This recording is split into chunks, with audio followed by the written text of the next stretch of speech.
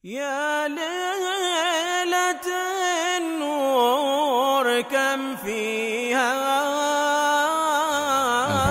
من أشفنا رسول الله على تسويه تركه أنت الله من هنا وصل الله إلى درجة من الجنة فأنا وسلم ورحمة الله ولهم بركات من نفعات من الآخرة على أهل وصال شمال آخرة والآخرة وإلى حضرة النبي محمد صلى الله عليه وآله وصحبه وسلم. الفاتحة.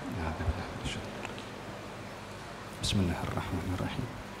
الحمد لله رب العالمين الرحمن الرحيم مالك يوم الدين إياك نعبد وإياك نستعين اهدنا الصراط المستقيم صراط الذين أنعمت عليهم غير المغضوب عليهم ولا الضالين.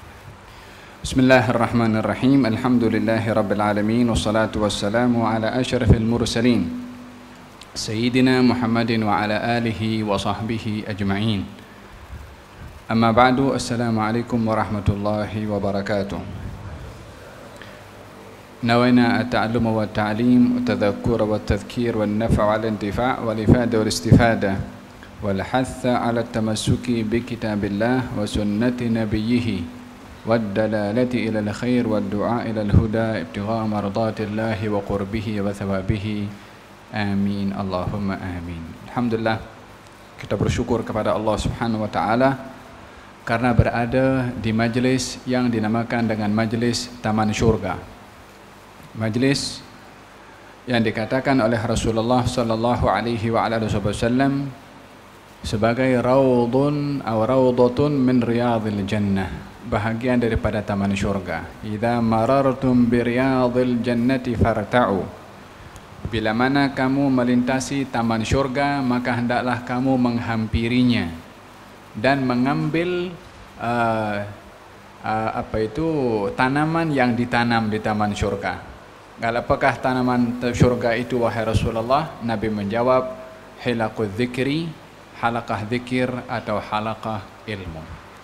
Pada malam hari ini kita berada di rumah Allah di Masjid Al-Muhajirin yang dinisbahkan kepada murid-murid pertama graduan daripada madrasah Nabi Muhammad sallallahu alaihi wasallam adalah golongan Al-Muhajirin. Yang mereka adalah golongan sahabat Nabi yang mendapat ridha dari Allah Subhanahu wa taala. Golongan Muhajirin yang dipuji oleh Allah Subhanahu wa taala, wasabiqun al-awwalun, mereka orang-orang yang sabiqun al-awwalun minal muhajirin wal ansar radhiyallahu walladzina tabauhum bi ihsan radhiyallahu anhum wa radu anhu. Mereka golongan muhajirin dan ansar serta yang mengikut muhajirin dan ansar. Muhajirin dan ansar. Kemudian walladzina tabauhum bi ihsan. Dan golongan setelah muhajirin dan ansar yang mengikut kepada muhajirin dan ansar. Yang harapan kita termasuk yang mengikut kepada muhajirin dan juga ansar radhiyallahu anhum wa radu anhu. Allah ridha kepada mereka dan mereka pun ridha kepada Allah. Moga-moga Allah Subhanahu wa taala menjadikan kita yang mengikut muhajirin dan ansar serta mendapat ridha dari Allah Subhanahu wa taala. Amin. Allahumma amin. Gerak. Bismillahirrahmanirrahim. Alhamdulillahirabbil alamin. Wassalatu ala sayyidina Muhammad wa ala alihi wa sahbihi ajma'in. Utuslah 62 hadis yang kedua daripada kitab Riyadhus Shalihin. Qala sayyidul imam يحيى بن شرف النووي رحمه الله تعالى ونفعنا الله به وبعلومه وبكم امين. وعن ام المؤمنين ام عبد الله عائشه رضي الله عنها قالت قال رسول الله صلى الله عليه وسلم يغزو جيش الكعبه فاذا كانوا ببيداء من الارض يخسف باولهم واخرهم. قالت قلت يا رسول الله كيف يخسف بأولهم وآخرهم وفيهم أسواقهم ومن ليس منهم؟ قال يخسف بأولهم وآخرهم ثم يبعثون على نياتهم. متفق عليه. هذا لفظ البخاري.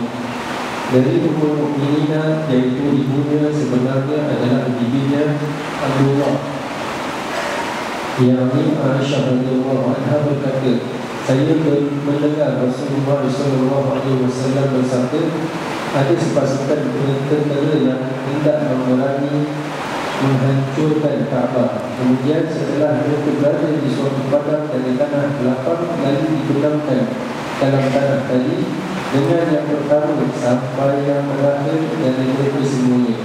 Aisyah radhiyallahu anha bertanya, saya berkata, wahai Rasulullah SAW, bagaimanakah semuanya dibenamkan dari yang pertama sampai yang terakhir, sedangkan dalam mereka itu ada yang ahli pasaran, maksudnya para pedagang, serta ada pula orang yang tidak termasuk golongan mereka tadi, yang ini tidak berniat ikut menggempur Kaabah. Rasulullah SAW menjawab, ya, semuanya dibenamkan dari yang pertama sampai yang terakhir. Kemudian nantinya mereka itu akan dibahas, iaitu dibangkitkan dari masing-masing guburnya sesuai dengan niat-niatnya sendiri untuk direntapi dosa atau tidaknya. Disebutkan di atas hadis ini mutlaqun alaihi, yakni disebutkan kesahihannya oleh Imam Bukhari dan Imam Muslim. Lafaz di atas adalah menurut Imam Bukhari. Hadis yang kedua daripada kitab Riyadhus Salihin yang masih berbicara tentang bab an-niyah atau bab al-ikhlas. Yang saya bahaskan dalam kelas yang lalu apa arti dan maksud daripada al-ikhlas, yaitu ifradul qasdi ilallah. Ikhlas adalah menunggalkan maksud hanya untuk Allah Subhanahu wa taala dalam amal perbuatan ibadah kita kepada Allah Subhanahu wa taala. Dalam hal ini ada dalam hadis yang lalu kita perbahaskan tentang dua perkara penting. Yang pertama adalah amal. Itu akan dinilai mengikut niatnya. Yang kedua adalah niat. Itu akan dijadikan ganjaran sebagai amal perbuatan bila mana niat itu adalah baik. Yani terkadang niat sahaja boleh menjadi sebab ganjaran diberikan oleh Allah walaupun tanpa amal. Sebagaimana saya ceritakan dalam kelas yang lalu, contoh-contoh berkenaan dengan niat tanpa amal, karena niat itu sendiri adalah merupakan satu amalan. Akan tetapi amalan lahiriah ini adalah memerlukan kepada niat yang tidak akan bernilai, tidak akan berkualiti amal perbuatan seseorang kecuali bila mana niat amal ibadah tersebut ditujukan semata-mata kepada Allah Subhanahu wa taala. Oleh sebab itu Allah berfirman dalam Al-Quran, wa ma umiru illa liya'budullaha mukhlisin.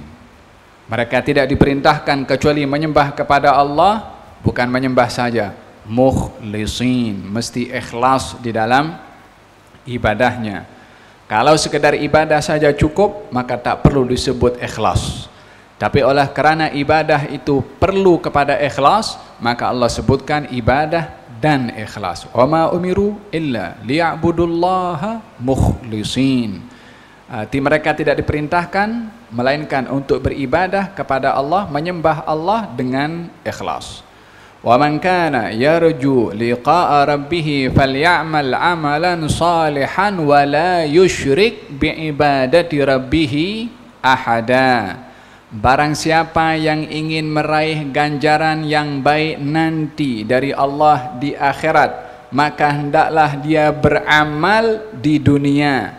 Falyamal amalan salihan, yang nak ganjaran di akhirat, beramallah dengan amal baik di dunia, wala yusyrik biibadati rabbih ahada, dan jangan menyekutukan bersama dengan Allah di dalam ibadah orang itu. yakni tidak menyekutukan sembahannya, tidak menyekutukan niatnya di dalam hati ini, melainkan semata-mata untuk Allah Subhanahu wa taala. Ini hadis yang pertama yang kita bahaskan dalam kelas yang lalu. Hadis yang kedua diriwayatkan daripada Ummul Mukminin Ummu Abdillah.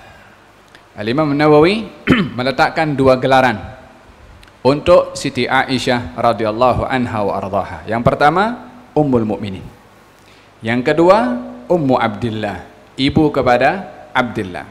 Apakah Ummul Mukminin? Apakah Ummu Abdillah? Ummul Mukminin gelaran yang diberikan oleh Allah Subhanahu wa taala kepada istri-istri baginda Rasulullah sallallahu alaihi wasallam, an-nabiyyu aula bil mu'minina min anfusihim wa azwajuhu ummahatuhum.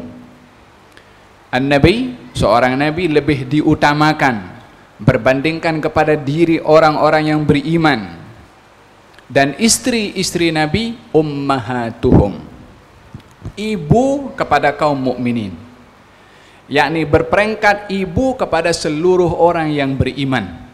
Makanya mereka para sahabat bila mana memanggil kepada istri-istri baginda Rasulullah, bila bertanyakan soalan dan seterusnya, mereka memanggil Ummul Mukminin, sebab itu adalah gelaran yang diberikan oleh Allah Subhanahu wa taala. Oleh karena istri-istri baginda Rasulullah bergelar ibu kepada orang-orang yang beriman, maka tak seorang pun boleh menikah dengan istri baginda Rasulullah setelah wafatnya Rasulullah. Wala an tankihu azwajahu min ba'dihi abada. Dalam Al-Quran, dalam surat Al-Ahzab, Allah berfirman, tak boleh ada sesiapa yang menikahi istri-istri Rasulullah setelah wafatnya Rasulullah. Sehingga di zaman Sayyidina Umar bin Khattab ada seorang perempuan yang pernah menikah dengan Rasulullah, dikahwin oleh orang lain. Sayyidina Umar keluar dengan rotannya, akan disebat oleh Sayyidina Umar, akan dihukum. Ternyata didapati kalau perempuan yang dinikahi oleh seseorang itu adalah pernah diperistrikan oleh Rasulullah, tapi tidak pernah bersama dengan Rasulullah. Sehingga dalam hal ini semua istri Nabi yang pernah bersama dengan Rasulullah tidak boleh dinikahi oleh sesiapapun juga setelah wafatnya Rasulullah. Tapi ada istri yang pernah menikah dengan Rasulullah tapi tidak bersama, tidak sebumbung, tidak serumah dengan Rasulullah, tidak sebilik dengan Rasulullah, maka dalam hal ini tidak mendapatkan gelaran Ummu al-Mu'minin. Maka dengan demikian Ummul Mukminin, gelaran ibu kepada orang-orang beriman kepada istri Rasulullah, adalah yang bersama dengan Nabi Muhammad sallallahu alaihi wasallam, yang kesemuanya adalah ada 11 istri baginda Rasulullah.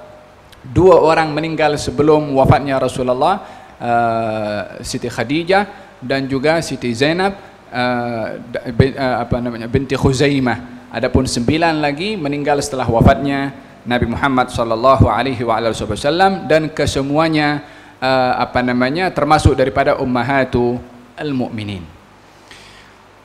Gelaran ummahatul mu'minin kepada istri-istri baginda Rasulullah adalah memberikan kepada kita pemahaman kalau mereka adalah ibu kepada kita. Maka amatlah pelik bila mana kita melihat di zaman sekarang kalau ada orang yang memperli ataupun menghina ataupun merendahkan istri-istri Nabi Muhammad SAW. Sementara Allah bagi tahu dalam Quran, istri Nabi ibu kamu. Wa azwajuhu ummahatuhum. Istri-istri Nabi ibu kamu. Maka golongannya orang-orang yang suka untuk memperlekehkan, menghina, merendahkan istri Nabi SAW, tidak hormat kepada gelaran yang diberikan oleh Allah kepada istri baginda Rasulullah di dalam Al-Quranul Karim. Dan ini adalah merupakan bahagian daripada akhir zaman. Kata baginda Rasulullah, tidak akan terjadi hari kiamat kecuali umat di akhir zaman melaknat kepada umat yang berada di awal. Di zaman kita sekarang macam-macam orang bercakap tentang sahabat Rasulullah, bercakap tentang istri baginda Rasulullah, sementara mereka sahabat Nabi. Ayat yang saya bacakan tadi, Allah ridha kepada mereka Muhajirin dan Ansar. Istri-istri Nabi ibu kepada orang-orang beriman. Tak payah cakap sejarah, tak payah cakap apa, sudah. Ini Quran, Allah bercakap. Muhajirin dan Ansar Allah ridha. Istri-istri Nabi dikatakan ibu kepada kaum mukminin. Seburuk-buruknya orang tidak akan pernah untuk menghina kepada ibunya sendiri. Walaupun ibunya salah, kalaupun salah akan disembunyikan itu kesalahan ibu, bukan didedahkan. Tapi zaman kita sekarang, sudahlah itu gelaran Allah yang bagi, didedahkan keburukannya, walaupun keburukan itu tidak wujud, sebagai tanda pembenaran apa yang disabdakan oleh Rasulullah di akhir zaman atau tidak terjadi hari kiamat, sehingga umat yang terakhir melaknat kepada umat yang pertama, yakni mencaci, menghina, wal'iyadzubillah. Semoga Allah selamatkan kita daripada fitnah tersebut. Idzan ini gelaran Ummul Mukminin. Yang kedua gelaran Siti Aisyah adalah Ummu Abdillah. Kenapa digelari Ummu Abdillah? Adakah Siti Aisyah punya anak namanya Abdullah sehingga digelari Ummu Abdillah? Ummu Abdillah artinya ibu Abdullah. Sementara Siti Aisyah tidak mempunyai anak. Memang ada perbezaan, ada mengatakan pernah keguguran dan seterusnya. Falhasil, terlepas daripada apa yang menjadi perbezaan ahli sirah tentang adakah pernah hamil, keguguran ataupun tidak, tapi semua bersepakat kalau Siti Aisyah tidak mempunyai dzurriyyat bersama dengan Nabi SAW. Demikian juga istri-istri Nabi yang lain kecuali daripada Siti Khadijah radhiyallahu anha wa ardhaha, dan juga Ibrahim yang merupakan anak kepada Maria Al-Qibtiyah. Idzan, lalu daripada mana gelaran Ummu Abdillah diberikan kepada Siti Aisyah, dan siapa yang memberi gelaran tersebut? Yang memberi gelaran kepada Siti Aisyah dengan Ummu Abdillah adalah Nabi Muhammad SAW. Disebabkan Siti Aisyah mempunyai anak murid. Anak murid itu adalah anak saudaranya, anak kepada saudara Siti Aisyah bernama Asma binti Abi Bakar. Asma binti Abi Bakar dikahwin oleh Zubair ibn al-Awwam. Zubair ibn al-Awwam sepupu kepada Rasulullah sallallahu alaihi wasallam, pada masa yang sama sepupu kepada Siti Khadijah. Sebab Awwam itu adalah saudara dengan Khuwailid, ayah Siti Khadijah. Jadi Siti Khadijah cousin dengan Zubair, Rasulullah juga cousin dengan Zubair, disebabkan oleh karena ibunya Zubair adalah Siti Safiyah binti Abdul Muttalib, saudara ayahnya Nabi SAW. Zubair ibn al-Awwam kahwin dengan Asma, anak kepada Sayyidina Abu Bakar. Lahir Abdullah ibn Zubair. Abdullah ibn Zubair lahir adalah muhajirin pertama yang lahir di Mekah, yang lahir di Madinah.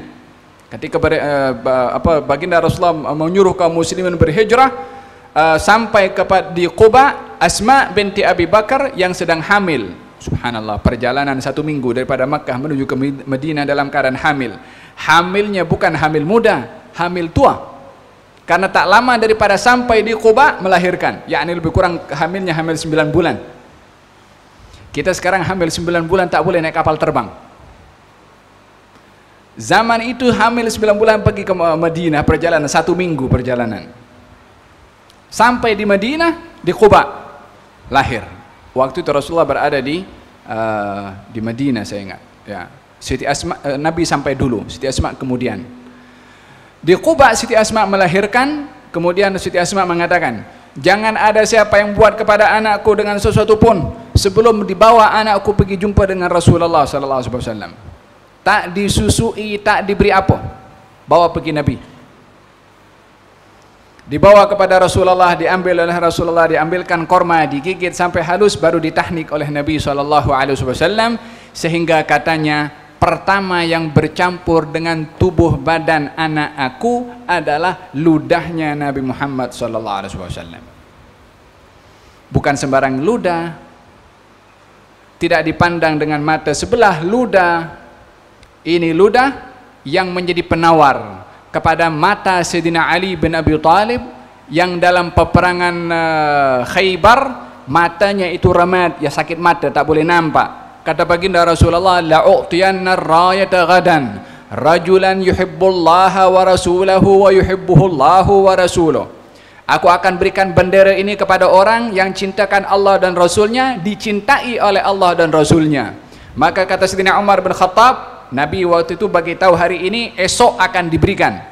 Esok hari, kata Sayyidina Umar, malam itu mengatakan, wallahi ma tamannaitul imarata mundu dakhatul Islam illa tilkal layla.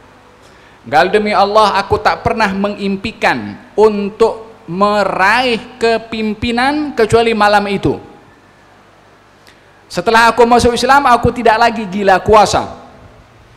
Kecuali malam itu aku gila kuasa, nak kuasa itu. Pasal apa? Bukan nak kuasanya, gelarannya yang Nabi beritahu, cinta Allah dan Rasul, dicintai Allah dan Rasul, itu yang akan pegang bendera. Tak ditengok benderanya, tapi sifat kepada pemegang bendera itu. Cinta Allah dan Rasul, dicintai oleh Allah dan Rasul. Kata Sayyidina Umar, malam itu aku nak pegang itu bendera. Sebab apa? Gelaran yang diberikan oleh baginda Rasulullah. Keesokan hari semua pada berdiri, sebahagian meninggikan dengan dengan jari-jarinya supaya nampak tinggi, dipanggil oleh baginda Rasulullah. Kata baginda Rasulullah, "Aina Ali?" Sayyidina Ali baru sampai dari Madinah sebab sakit mata. Kata sahabat, kata ya Rasulullah sakit mata, gal bawah, gal diludahi oleh Nabi tangannya dan diusap kepada muka, kepada mata Sayyidina Ali. Maka seketika itu dia sembuh dan tak pernah lagi sakit mata. Fahimtum? Ini ludahnya orang yang paling mulia di atas muka bumi ini. Sayyidina Abu Bakar As-Siddiq radhiyallahu anhu wa ardhah, ketika berhijrah dengan Rasulullah, kakinya dipatuk ular. Disebabkan beliau masuk ke dalam gua itu, kata Sayyidina Abu Bakar, "Ya Rasulullah, kamu tunggu sekejap, aku nak pergi periksa itu gua." Masuk ke gua mana? Gua Thawr, diperiksa ada beberapa lubang. Maka dia khawatir lubang ini adalah lubang binatang atau apa, dia koyak sedikit daripada kainnya untuk tutup lubang. Ada satu lubang yang masih belum ditutup sebab kehabisan kain nak tutup. Maka ditutup dengan kakinya. Ketika ditutup dengan kakinya, di dalam lubang itu ada ular. Maka dipatuk kaki Sayyidina Abu Bakar berkali-kali, enggan untuk menggerakkan kakinya karena Nabi SAW sedang tidur di pangkuan Sayyidina Abu Bakar Siddiq. Ini dipatuk ular padang pasir. Ditahan sakitnya itu sampai beliau menitiskan air mata. Air mata itu dititiskan bukan sedih, bukan tahan sakit. Sampai air matanya menitis mengenai kepada wajah Nabi SAW yang tidur, tak terasa. Sehingga Nabi bangkit pun, "Malak ya Abu Bakar, kenapa kamu wahai Abu Bakar?" Kata Sayyidina Abu Bakar, "Ya Rasulullah, kaki aku dipatuk ular." Kata, "Hari ini iya, dan tunjukkan pada aku." Tunjukkan, dia ambil dengan ludah Nabi SAW, diusap dengan ludah Nabi SAW. Fahimtum? Hadha Sayyidina Abu Bakar, wadak Sayyidina Ali bin Abi Talib. Kesaksian daripada Urwah bin Mas'ud Al-Thaqafi, juru runding yang dihantar oleh Quraisy untuk berunding dengan Rasulullah dalam perdamaian Sulhul Hudaybiyah, bil Bukhari, dalam hadis Al-Bukhari. Setelah berunding, balik ke Mekah. Dia mengatakan kepada orang Quraisy, "Ya kaum, wahai kaum aku sudah datang pergi jumpa dengan Kisra di Persia. Aku sudah datang berjumpa dengan Kaisar di Romawi. Aku tak tengok orang sanjung orang lain macam mana sahabat Muhammad sanjung kepada Muhammad.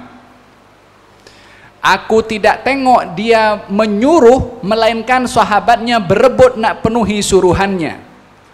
Aku tidak tengok dia berwudu, kecuali mereka berebut nak ambil bekas wudunya. Dan aku tidak tengok dia meludah, melainkan semua akan berebut untuk mengambil ludahnya." Ini siapa yang berbuat? Golongan yang Allah ridha kepada mereka. Tak ada dikatakan melampaui batas. Fil Bukhari diceritakan demikian untuk menunjukkan bagaimana hebatnya Nabi Muhammad SAW dan juga kedudukannya serta berkatnya baginda Rasulullah sallallahu alaihi wa ala alihi wasallam. Idzan, dalam hadis ini diceritakan tentang Abdullah ibn Zubair yang ditahnik oleh Nabi SAW. Siti Aisyah digelari dengan Ummu Abdillah, nisbah kepada Abdullah ibn Zubair, anak saudara kepada Siti Aisyah dan murid juga kepada Siti Aisyah. Maka Nabi menggelari Siti Aisyah dengan Ummu Abdillah, yaitu Abdullah ibn Zubair. Ibu Abdillah adalah Asma binti Abi Bakar As-Siddiq. Kemudian Aisyah, Siti Aisyah ghaniyun anit ta'rif, umpama matahari yang tidak perlu untuk diceritakan panjang lebar berkenaan dengan sejarahnya, karena matahari tidak perlu untuk ditunjuk itu adalah matahari, karena masyhurnya Siti Aisyah berbandingkan kepada istri-istri Nabi yang lain daripada beberapa perkara. Yang pertama, ilmunya. Beliau adalah pensyarah kepada sahabat-sahabat Nabi yang lain juga. Siapa yang mengatakan Islam ini adalah pilih kasih atau menganggap wanita itu masyarakat nomor 2, sebagaimana tuhmahan yang dituhmahkan kepada Islam yang tidak mengambil kira atau tidak mengambil hormat kepada kaum wanita. Gal baginda Rasulullah SAW bersabda, khudhu nisfa ilma dinikum min hadhil humaira, ambillah separuh ilmu kamu itu daripada si merah pipi ini. Yakni memanggil kepada istrinya dengan panggilan yang bahasa sekarang panggilan romantik. Nabi panggil kepada istrinya dengan panggilan yang romantik. Bukan nak tunjuk romantiknya Nabi kepada orang, tak, supaya orang belajar. Bila mana panggil kepada orang rumahnya, panggillah ada panggilan yang manis sikit, panggilan yang indah, panggilan yang disenangi. Karena Nabi kita pun juga demikian sikapnya kepada ahli keluarganya. Nabi mengatakan, kau nak belajar ilmu, belajar dengan ini. Menjadi pensyarah pada kurun pertama, orang yang waktu itu membunuh anak perempuan hidup-hidup, orang yang waktu itu tidak menganggap sama gender sebagai yang sekarang banyak dipertikaikan, tapi Nabi bersabda, ambillah ilmu separuh daripada ilmu kamu daripada daripada Sayyidah Aisyah radhiyallahu anha wa ardaha, pensyarah daripada kaum wanita pertama di zaman Nabi SAW. Apakah bukti yang lebih jelas lagi daripada pemberitahuan Rasulullah untuk dalam menunjukkan kedudukan wanita di dalam agama? Pada kurun itu juga Nabi sudah menunjuk seorang perempuan sebagai pensyarah. Memang ada adab-adabnya. Dalam Al-Quran Allah Subhanahu wa taala berfirman, kalau kamu ingin bertanya kepada istri-istri Nabi, bertanyalah di belakang hijab, yakni ada batasan-batasan tertentu, bukan terus tanpa ada adab-adab dan sopan santun. Fa idza saltumuhunna mata'an fas'aluhunna min wara'i hijab. Kalau kamu nak bertanya, nak meminta sesuatu, minta di belakang tabir, di belakang tirai. Ada adab-adab yang diajar, tapi tetap as-sahabah setelah wafatnya Rasulullah datang kepada Siti Aisyah untuk bertanya beberapa soalan. Bahkan bila mana ada beberapa sahabat yang mengeluarkan pandangan-pandangan tertentu yang lain dengan apa yang difahami oleh Siti Aisyah berani untuk menegur demi untuk menegakkan kebenaran di dalam menyampaikan ataupun memperbetulkan pandangan orang lain. Bermakna beliau seorang yang alim atau alimah sehingga berani untuk meluruskan pandangan orang lain. Kalau tidak, beliau tak akan berkata demikian.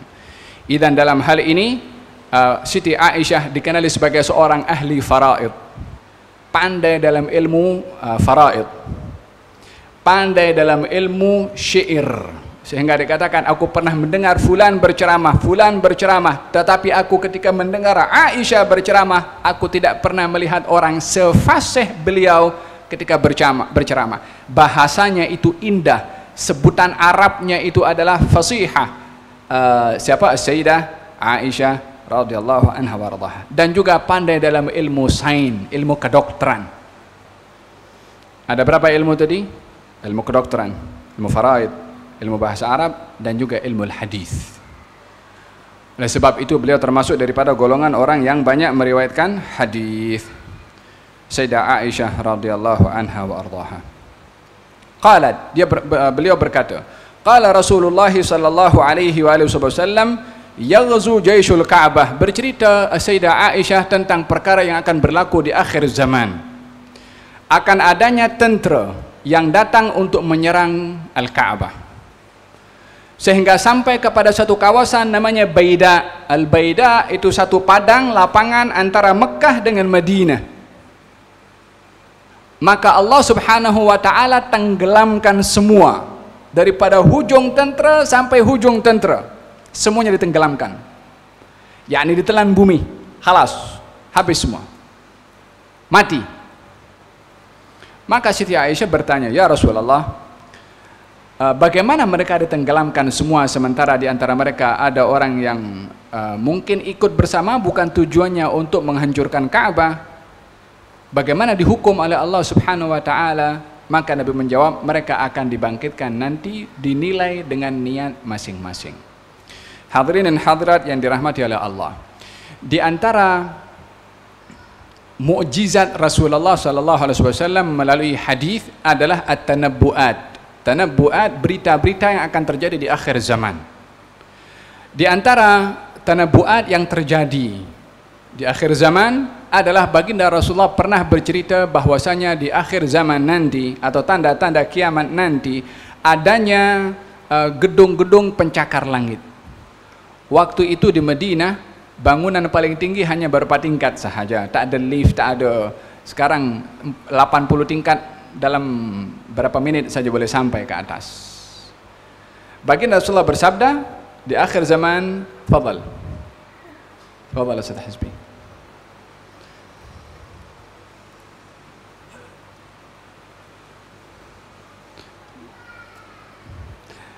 Di akhir zaman akan dikatakan bahwasanya tanda-tanda hari kiamat adalah adanya gedung-gedung pencakar langit. Walaupun waktu itu belum ada, tapi ada di zaman kita sekarang.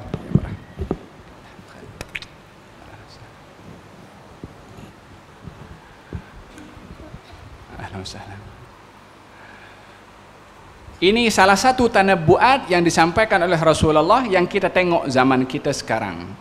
Yang ini kita belum melihat, tetapi kita percaya disebabkan yang memberitahukan kepada kita adalah orang yang tidak pernah bercakap dusta, yang bercakap melalui wahyu sentiasa, yaitu Nabi Muhammad SAW. Ka'bah ini adalah satu tempat yang dilindungi oleh Allah Subhanahu wa ta'ala, dan tidak akan mungkin Ka'bah ini dinodai kehormatannya oleh orang bukan Islam. Jaminan yang diberikan oleh Allah Subhanahu wa ta'ala untuk Ka'bah itu sentiasa dijaga, tidak dinodai oleh orang bukan Islam, akan dijaga. Bahkan dalam hadis dinyatakan bahwasanya dijaga oleh Allah Subhanahu wa ta'ala malaikat di pintu Mekah untuk tidak dapat dimasuki oleh Dajjal untuk menghancurkan Ka'bah. Tetapi Ka'bah boleh hancur dengan orang Islam. Dengan orang bukan Islam ditunjukkan dalam peperangan Abraha, ketika hendak menghancurkan Al-Ka'bah, dihantar oleh Allah Subhanahu wa ta'ala tayran ababil. Tapi pernah Ka'bah itu diruntuhkan, bahkan pernah diambil hajar aswadnya setelah permulaan awal kepimpinan Bani Umayyah. Maka pernah berlaku Ka'bah itu adalah hancur sebahagiannya, tapi yang berbuat orang Islam. Maka dalam hal ini baginda Rasulullah pernah menyatakan dalam hadisnya kalau Ka'bah ini akan sentiasa terlindungi daripada orang bukan Islam, tapi dengan orang Islam boleh dihalalkan. Artinya kalau yang berbuat orang Islam, apa saja boleh terjadi karena sudah pun pernah terjadi. Digambarkan dalam hadis yang lain bahwasanya seakan-akan aku melihat, kata baginda Rasulullah dalam Sahih Muslim, seakan-akan aku melihat kepada seorang daripada Habasyah. Orangnya itu aslak, botak. Tapi botak maksudnya botak rambut depannya. Kemudian telinganya kecil dan kepalanya kecil. Seakan-akan aku melihat kepada orang yang seperti ini meruntuhkan Ka'bah satu demi satu pada batu Ka'bah itu. Ini akan terjadi tapi di akhir zaman, sebahagian mengatakan akan terjadi setelah Imam Mahdi, setelah Sayyidina Isa dan seterusnya, maka Ka'bah akan dihancurkan oleh golongan seperti ini sehingga tidak ada lagi Ka'bah yang berdiri tegak seperti zaman kita sekarang. Ini akan terjadi di satu zaman. Yang dimaksudkan dalam hadis ini adalah golongan daripada bukan Islam yang datang dengan tentera untuk menghancurkan Ka'bah, berjalan daripada Madinah menuju ke Mekah. Maka golongan ini, karena dia adalah golongan orang-orang kafir, ditenggelamkan oleh Allah Subhanahu wa taala keseluruhannya tanpa terkecuali, dihukum, dibinasakan oleh Allah Subhanahu wa taala. Kita perlu untuk percaya kepada berita-berita seperti ini karena ini datang bukan daripada hasil kajian. Ianya bukan hasil daripada mimpi. Ianya bukan hasil daripada satu rekayasa. Tapi ini adalah merupakan wahyu yang disampaikan oleh baginda Rasulullah, yang tidak disampaikan melainkan ianya adalah merupakan khabar dari Allah Subhanahu wa taala tentang perkara tersebut akan terjadi. Maka Siti Aisyah bertanya, "Ya Rasulullah, kalau mereka dihancurkan semua, bagaimana dengan orang-orang yang ada di situ yang mungkin terikut, mungkin terbawa, mungkin dipaksa, tapi tak ada maksud untuk menghancurkan Ka'bah?" Kata baginda Rasulullah, mereka nanti akan dibangkitkan di hari kiamat bergantung dengan niat masing-masing. Yang dalam itu, walaupun ditenggelamkan oleh Allah, walaupun dihukum oleh Allah, tetapi hukuman itu hanya untuk menjadi penghalang untuk tidak dapat menghancurkan Al-Ka'bah. Nanti di hari kiamat akan dibangkitkan. Adakah termasuk orang yang baik ataupun tidak, bergantung kepada niat daripada mereka yang ditenggelamkan ataupun ditimbuni oleh tanah sebagai hukuman dari Allah Subhanahu wa taala. Hadirin dan hadirat yang dirahmati oleh Allah Subhanahu wa taala, al-bala'u ya'um. Bala ini kalau datang dia kena kepada semua. Kalau Allah akan menenggelamkan sebagai hukuman, kenanya kepada semua. Tak kira orang yang baik, tak kira orang tak baik. Kalau hukuman datang daripada Allah berupa bala, kenanya kepada semua. Oleh sebab yang demikian Allah Subhanahu wa taala berfirman, "Wattaqu fitnatan la tusibanna alladhina zalamu minkum khassah." Hati-hatilah kamu kepada fitnah, yakni kepada dugaan, kepada ancaman, kepada bala yang akan diturunkan oleh Allah Subhanahu wa taala. La tusibanna, tapi bala itu tidak akan menimpa kepada orang yang zalim saja.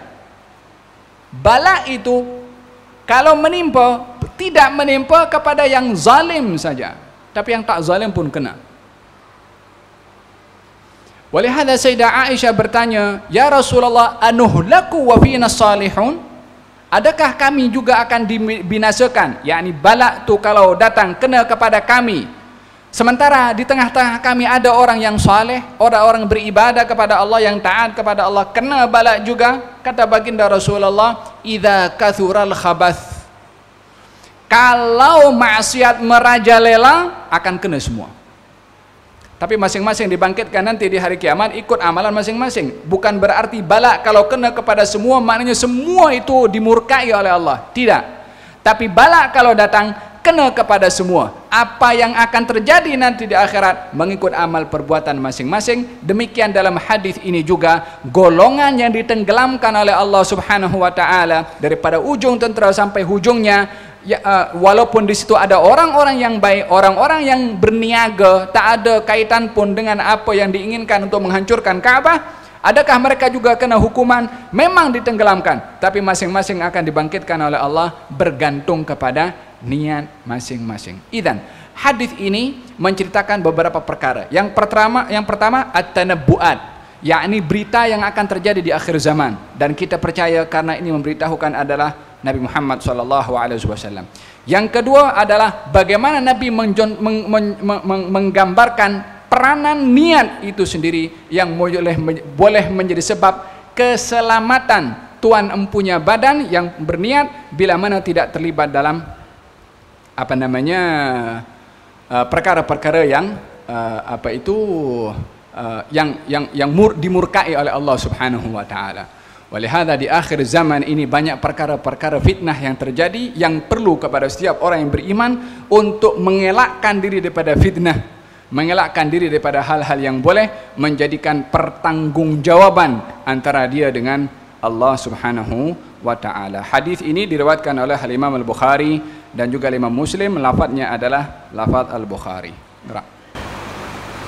Hadis yang ketiga, wa an Aisyah radhiyallahu anha qalat qala an-nabiy sallallahu alaihi wasallam la hijrata ba'da al-fath walakin jihadun wa niyyatun wa idza istaghfirtum faghfiru muttafaqun alaihi wa ma'nahu la hijrata min Makkah li'annaha sarat dar Islam. Naam.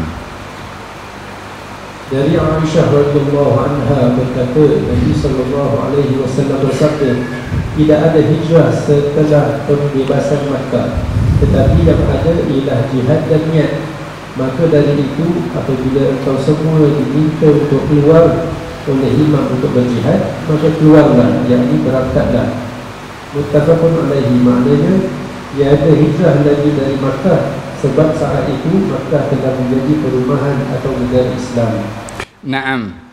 Menjadi kesepakatan para ulama bahwasanya hukum hijrah daripada daru kufrin ila dari iman, daripada tempat yang kita tidak bebas untuk beribadah, di tempat yang kita dihalang untuk bebas beribadah, perlunya untuk berhijrah ke tempat yang kita bebas untuk beribadah.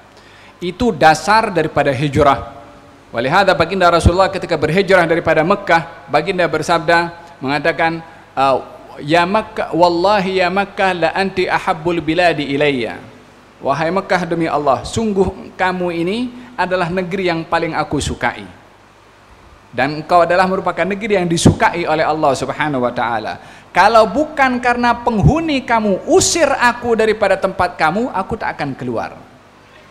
Yakni Nabi memberikan sebab kenapa berhijrah daripada Mekah, disebabkan Mekah pada waktu itu adalah merupakan daru kufrin, tempat yang Nabi dihalang untuk beribadah kepada Allah, menyembah kepada Allah Subhanahu wa taala. Oleh sebab itu Nabi mewajibkan kepada para sahabat untuk berhijrah ke tempat yang lebih selamat untuk beribadah kepada Allah. Maka hijrah pertama menuju Habasyah, 2 kali pergi ke Habasyah, lalu pada akhirnya adalah Nabi berhijrah ke Madinah setelah Mekah berubah menjadi dar iman, menjadi tempat yang bebas untuk beribadah kepada Allah, menjadi negara yang atau tempat yang dihuni oleh kaum muslimin.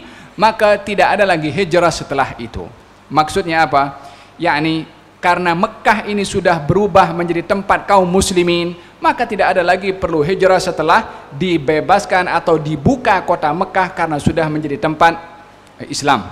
Tapi sebelum kota Mekah itu menjadi tempat kaum muslimin, maka fadilah untuk berhijrah ke tempat lain termasuk ke kota Madinah secara khususnya adalah menjadi satu kewajiban. Kembali kepada pokok permasalahan, berhijrah daripada tempat yang kita tidak bebas untuk beribadah, yakni tidak boleh menyembah kepada Allah Subhanahu wa taala berterusan sampai hari ini dan sampai bila-bila masa, demi untuk mencari ketenangan di dalam beribadah kepada Allah Subhanahu wa taala.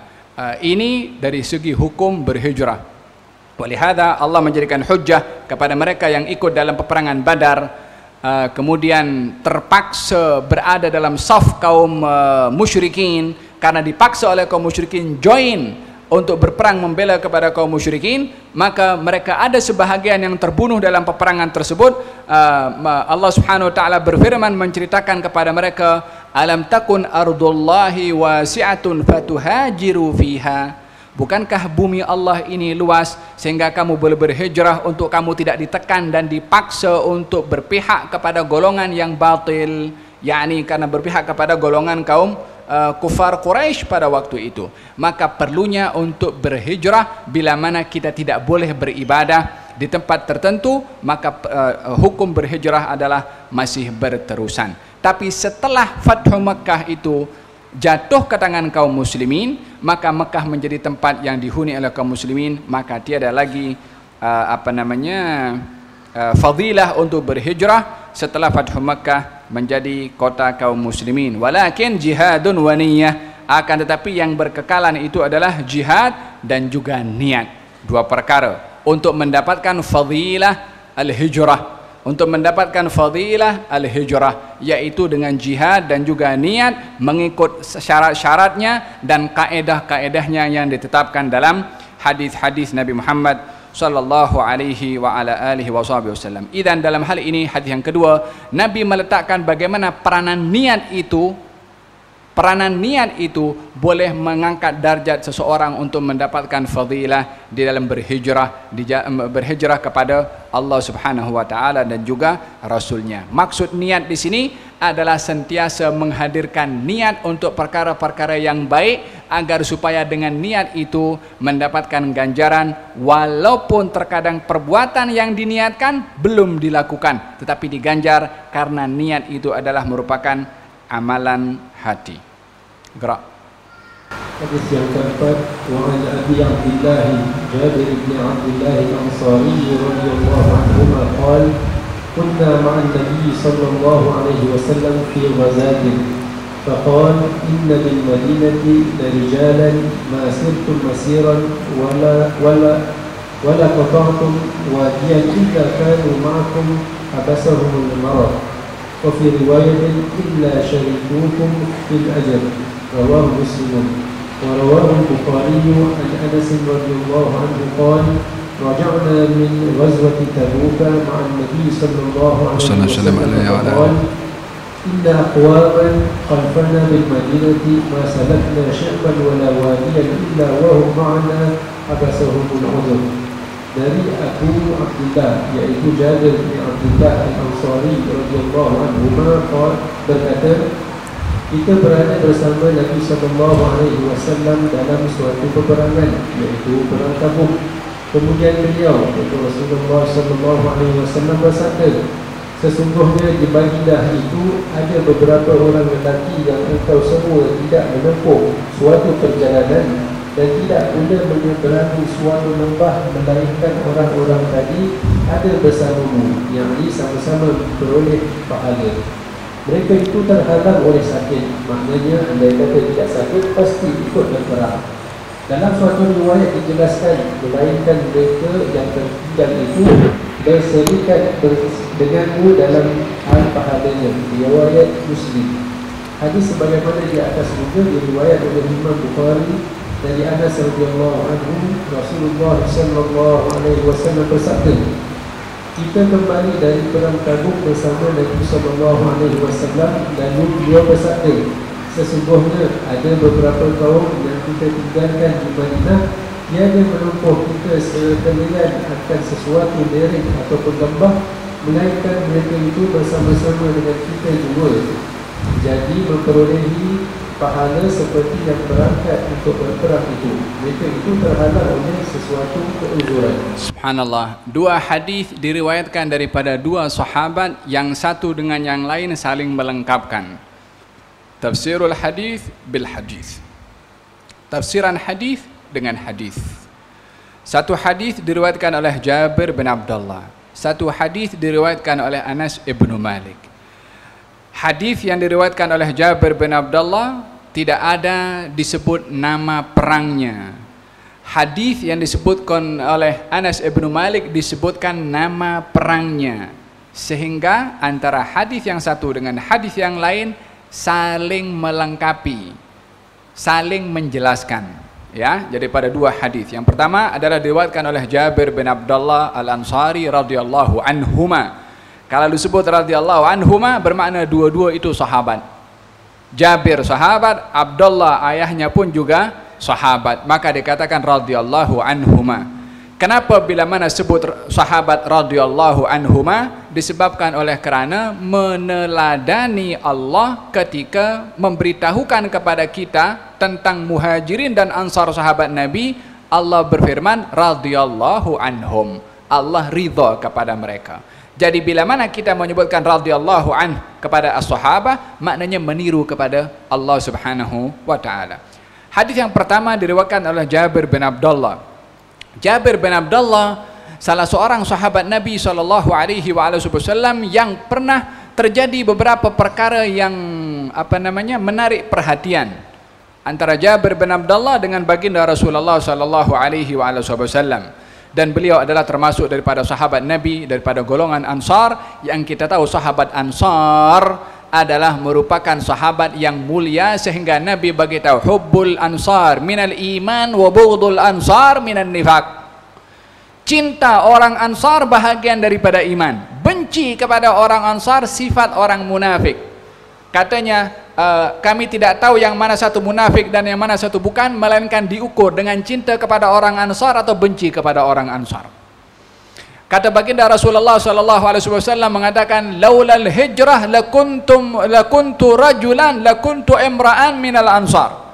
Kalau bukan karena aku pergi berhijrah, aku nak jadi orang Ansar. Ya ma'asyaral ansar, kamu tidak lalu di satu lorong, melainkan aku ambil lorongnya orang Ansar. Dipuji oleh Nabi sallallahu alaihi wasallam golongan orang Ansar. Hadis ini ketika datang kepada diucapkan demikian oleh Rasulullah adalah ketika Nabi setelah peperangan, setelah Fathu Makkah. Setelah Fathu Makkah, baginda Rasulullah setelah peperangan Hunain, baginda Rasulullah mengagihkan harta rampasan perang. Dalam harta rampasan perang yang diagihkan oleh Rasulullah, Nabi bagi banyak kepada kaum Muhajirin ataupun kepada orang-orang Mekah. Maka sebahagian hati daripada anak-anak muda daripada orang Ansar ini kecil hati. Macam mana dia bagi lebih kepada orang kampungnya, kalau bahasa sekarang ini. Orang Mekah dibagi lebih. Maka mula bising, sampai berita kepada baginda Rasulullah.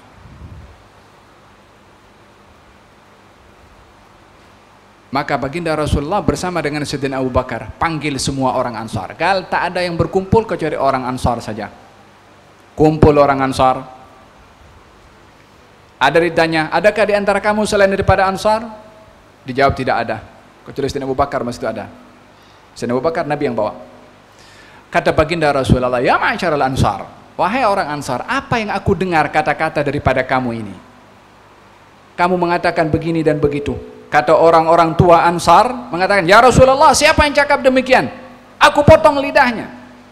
Ya, ini maknanya menganggap kata-kata itu tidak manis kepada Rasulullah SAW.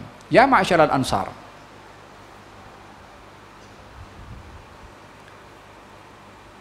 bukankah kamu dahulu berada dalam keadaan tidak mendapatkan hidayah dan Allah beri hidayah kepada engkau sebab aku? Bukankah engkau dahulu berada dalam keadaan sesat sehingga engkau diberi hidayah oleh Allah disebabkan oleh aku? Bukankah ditanya oleh Nabi SAW, semua orang-orang Ansar menundukkan kepala, tak ada berani bercakap. Kata baginda Rasulullah, ajibuni, jawab aku punya soalan. Tidakkah kamu boleh menjawab kepada aku, wahai Rasulullah, bukankah kamu dahulu datang ke tempat aku dalam keadaan kamu tidak berupaya, aku tolong kepada kamu? Bukankah engkau dahulu datang tidak membawa harta, kami bantu engkau dengan harta kami? Bukankah, jawab seperti itu, kata Nabi SAW. Yakni semua tak berani bercakap. Siapa yang berani bercakap dengan soalan demikian kepada baginda Rasulullah SAW? Nabi sengaja mengatakan demikian bukan menghendakkan jawaban daripada orang Ansar, tapi nak bagi tahu bagaimana kedudukan orang Ansar di hati Nabi. Kata baginda Rasulullah SAW, wahai Ansar,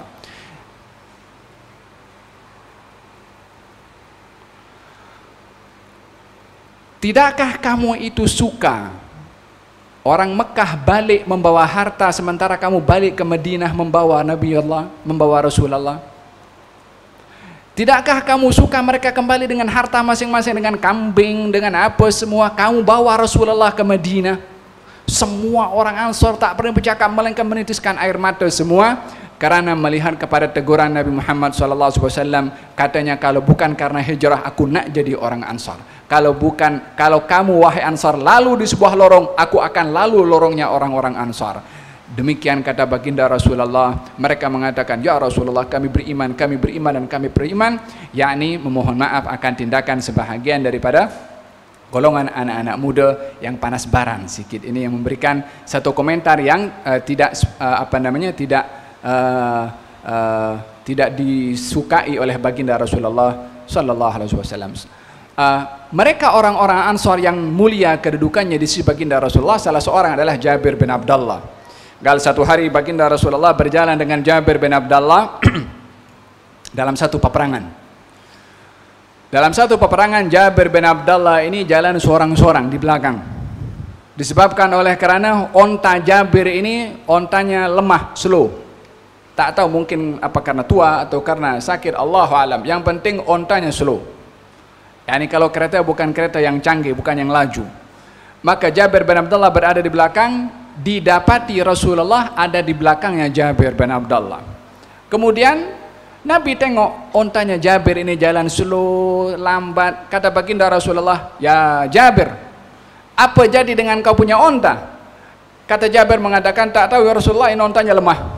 Maka Nabi ambil guna tongkatnya, ditusuk onta Jabir sikit oleh Nabi SAW. Itu onta berjalan laju, yang di depan didahului oleh Jabir bin Abdullah. Laju ontanya, diiringi oleh Nabi SAW. Dalam ketika berjalan bersama dengan Rasulullah, Jabir ditanya, "Ya Jabir, engkau dah kahwin?" Kata Jabir mengatakan, "Sudah." Ini jalan berdua.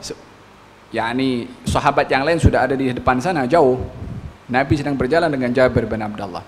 Tidak sombong, sembang-sembang juga dengan kawannya.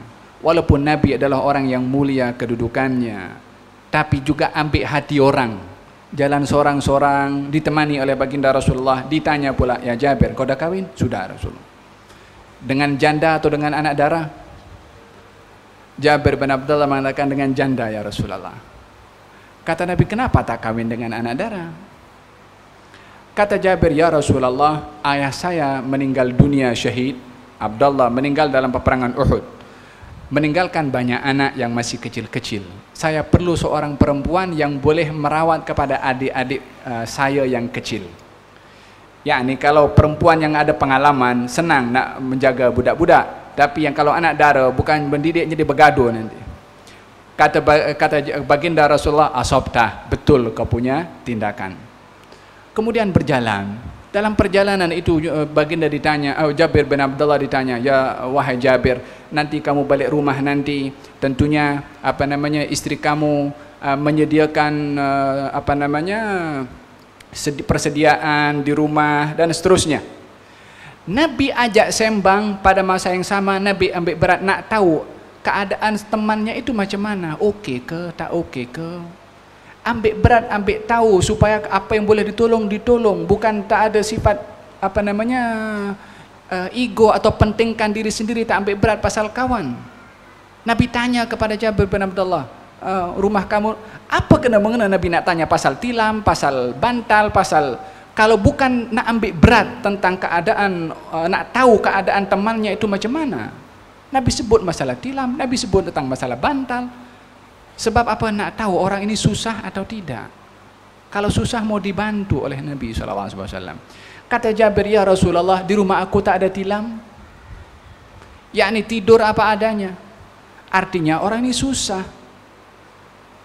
Nabi dah dapat jam, okey. Orang ini susah. Lepas tu Nabi tanya, "Ya Jabir, kau boleh ke onta kamu ini dijual kepada aku?"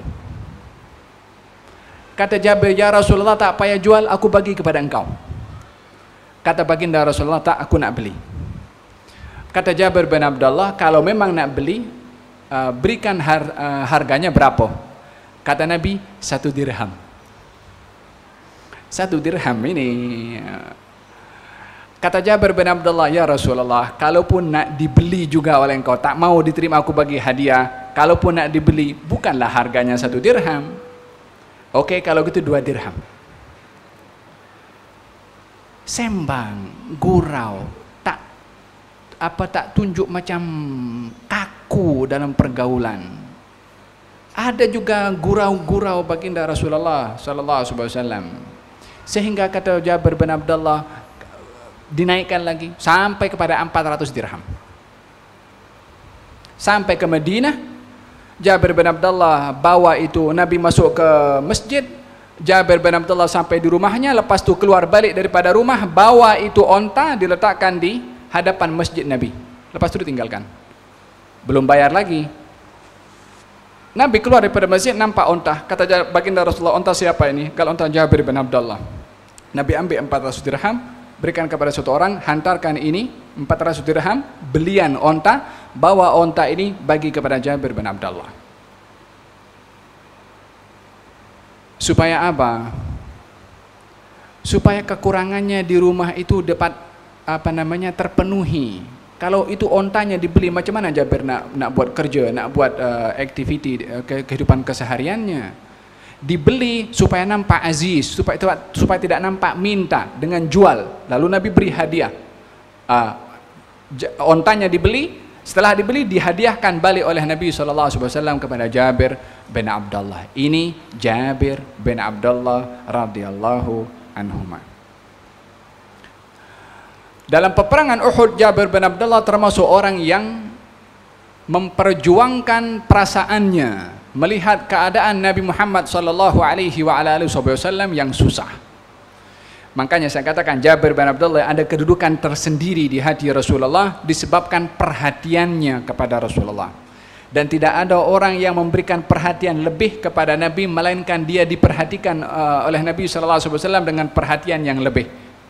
Tidak ada orang memberikan perhatian lebih kepada Nabi melainkan dia akan mendapatkan perhatian yang lebih juga daripada Nabi SAW. Dan sikap as-sahabah membuktikan, dan kedudukan para as-sahabah walaupun semua sahabat Nabi SAW, tapi kedudukannya di dalam keilmuannya di sisi Rasulullah berbeza satu dengan yang lain, mengikut sejauh mana mereka memberikan perhatian kepada Nabi Muhammad SAW. Gal Abu Ayyub Al-Ansari pernah menjaga kemahnya Rasulullah SAW. Baginda Rasulullah keluar, Abu Ayyub, kenapa kamu jaga di sini? Kata Abu Ayyub mengatakan, aku jaga engkau wahai Rasulullah. Kata baginda Rasulullah, hafizakallah kama hafizta nabiyyak. Semoga Allah menjaga engkau seperti mana engkau menjaga nabi kamu. Abu Ayyub Al-Ansari umurnya hampir 90 tahun, join bersama dengan tentera kaum muslimin berperang di Konstantinopel, Konstantinia. Dan dia mengatakan, kalau kamu dapati aku waktu itu sudah tua, 90 tahun masih pegang senjata. 90 tahun pegang senjata. Abu Ayyub Al-Ansari. Kalau aku meninggal dunia, kebumikan di tempat tersebut dan dekatkan aku di tanahnya musuh, supaya nak bagi tahu untuk tidak lari ketika berperang, maju ke hadapan. Maka Abu Ayyub meninggal dunia, dikuburkan di situ. Ramai kaum muslimin yang menguburkan. Ketika sibuk menguburkan, orang-orang yang Konstantin waktu itu melihat sibuknya kaum muslimin, ditanya apa mereka lakukan. Gal menguburkan salah seorang daripada sahabat nabinya.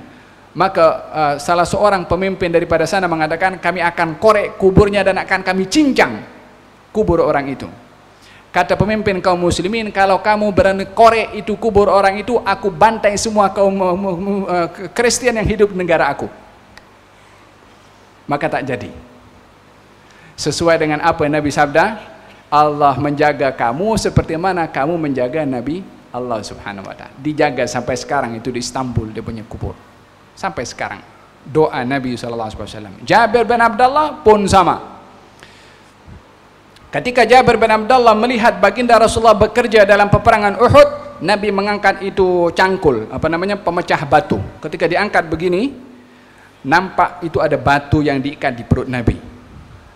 Karena lapar. Ini perut kalau lapar dia kembangkan, gas banyak. Semakin dia kembang, semakin terasa dia punya lapar. Maka diikat oleh Nabi dengan batu dan digunakan dengan dia punya kain pelikat diikat situ. Jabir bin Abdullah nampak itu. Allah, Nabi lapar. Waktu itu dalam peperangan Khandaq. Kata Jabir bin Abdullah, ya Rasulullah, izinkan aku balik rumah, ada hal sikit. Dia tak bagi tahu. Kata baginda Rasulullah, diizinkan. Waktu itu siapa saja yang berada di Khandaq nak balik ke Madinah mesti minta izin. Jabir bin Abdullah minta izin balik ke kota Madinah, bagi tahu kepada istrinya, aku nampak Rasulullah begini dan begitu. Cerita kepada istrinya. Ada makanan tidak?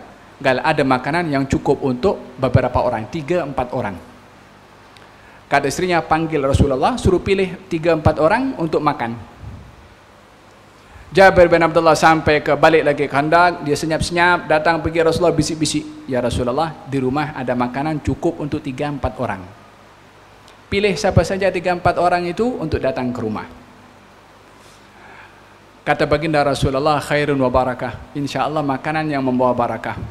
Nabi beritahu seorang, panggil semua orang yang ada di Khandaq ini dijemput di rumah Jabir bin Abdullah. Bukan 3-4 orang lagi yang datang. Jabir bin Abdullah mendengar suara itu, melompat balik dulu pulang ke rumah. Dia beritahu kepada istrinya, Rasulullah panggil semua orang di Khandaq. Ini orang lapar semua. Kata istrinya, subhanallah, kita kalau tengok sejarah sahabat Nabi ini, tengok bagaimana mereka punya iman itu yang luar biasa. Subhanallah. Kata istrinya, engkau dah bagi tahu kepada Nabi kalau makanan cukup 3-4 orang?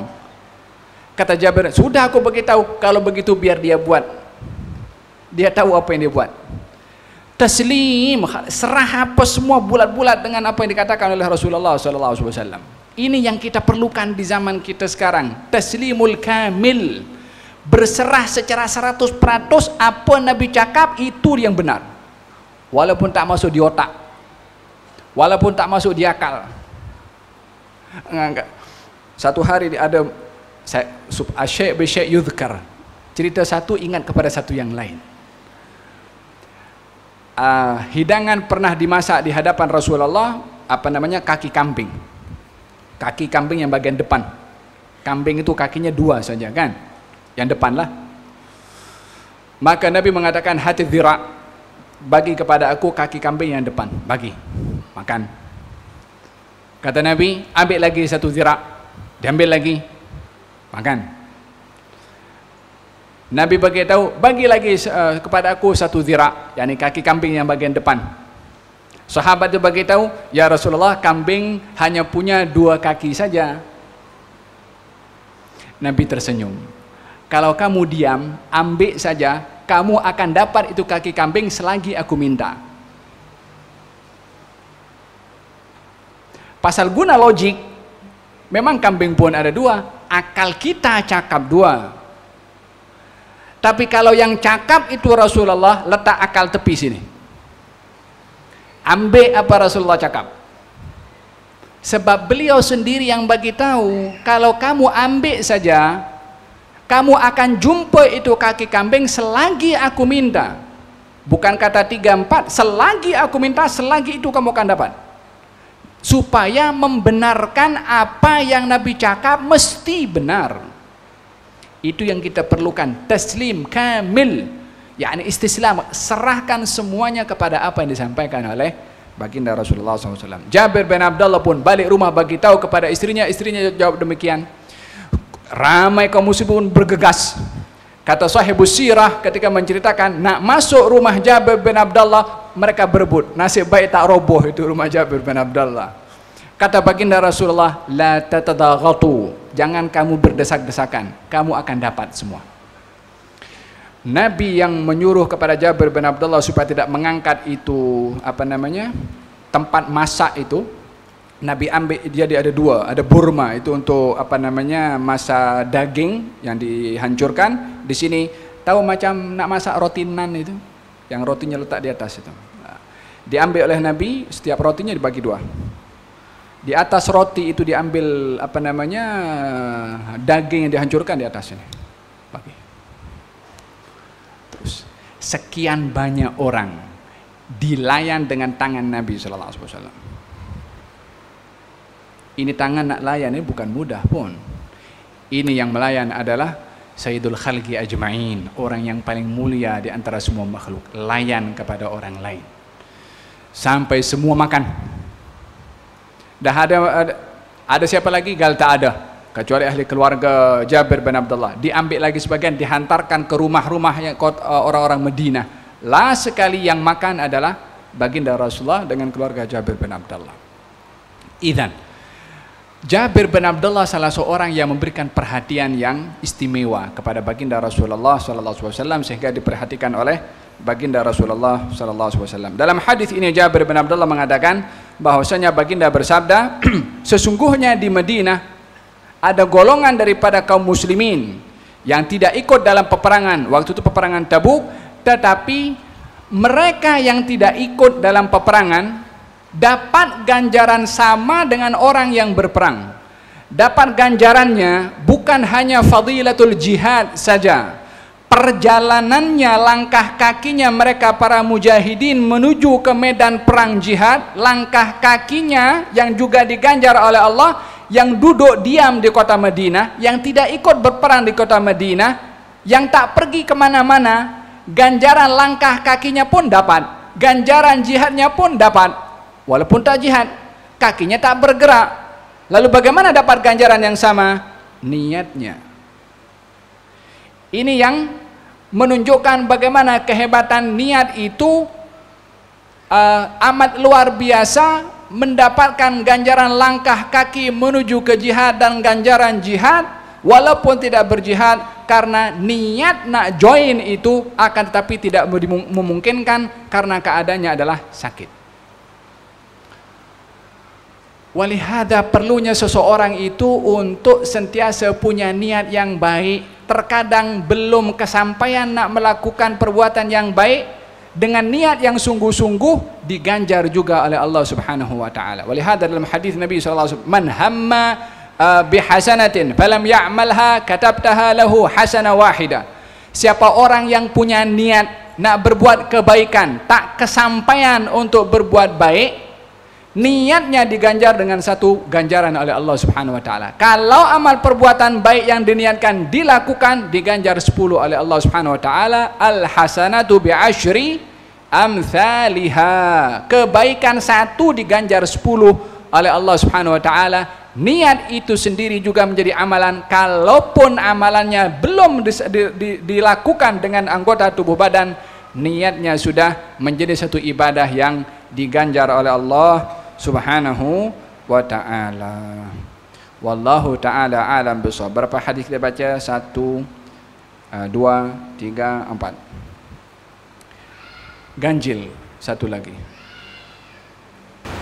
Hadis yang kelima, wa an Abi Yazid Ma'an ibn Yazid al-Akhbasi radhiyallahu anhu wa abuhu wa jadduhu sahabiyyun.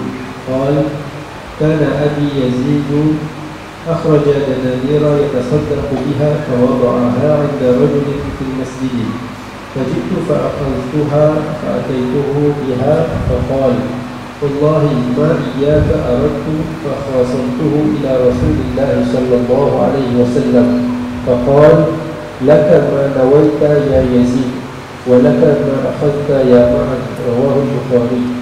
Dari Abu Yazid yaitu Ma'an bin Yazid bin Akhnas radhiyallahu anhum, ia, ayahnya dan neneknya adalah termasuk golongan sahabat semua. Maka saya, ayahku yaitu Yazid, mengeluarkan beberapa dinar yang dengannya ia bersedekah. Lalu dinar-dinar itu ia letakkan di sisi seseorang di dalam masjid. Saya, yakni Ma'an anak Yazid, datang untuk mengambilnya. Kemudian saya menemui ayahku dengan dinar-dinar tadi. Ayah berkata, demi Allah, bukan engkau yang aku kehendaki untuk diberi sedekah itu. Selanjutnya hal itu saya adukan kepada Rasulullah SAW. Lalu beliau bersabda, bagimu adalah apa yang engkau niatkan, hai Yazid, yakni bahawa engkau telah memperoleh pahala sesuai dengan niat sedekahmu itu. Sedang bagimu adalah apa yang engkau ambil, hai Ma'an, yakni bahawa engkau boleh terus memiliki dinar-dinar tersebut kerana juga sudah diizinkan oleh orang yang ada di masjid yang dimasukkan oleh Yazid tadi. Naam. Ini seorang ayah titip duit kepada satu orang untuk disedekahkan. Wahai fulan, ini duit, sedekahkan. Ternyata orang yang datang minta sedekah kepada si fulan yang diwakilkan itu, yang datang anak tuan punya duit, namanya Ma'an. Maka wakil ini bagi duit kepada anak yang titip duit, yakni duit bapak jatuh kepada anak. Maka ketika harta itu dibawa ke rumah, bapaknya kata, Ketika diberitahukan kalau anaknya dapat duit daripada si fulan, ternyata si fulan tu dapat amanah daripada bapaknya. Kata bapaknya, aku bagi duit ini harta kepada si fulan untuk diberikan kepada orang lain, aku tak maksudkan orang lain tu engkau. Kata anaknya mengatakan, tapi aku dah terima. Maka berselisih antara bapak dengan anak. Anak menganggap dia mendapat, maka dia berhak.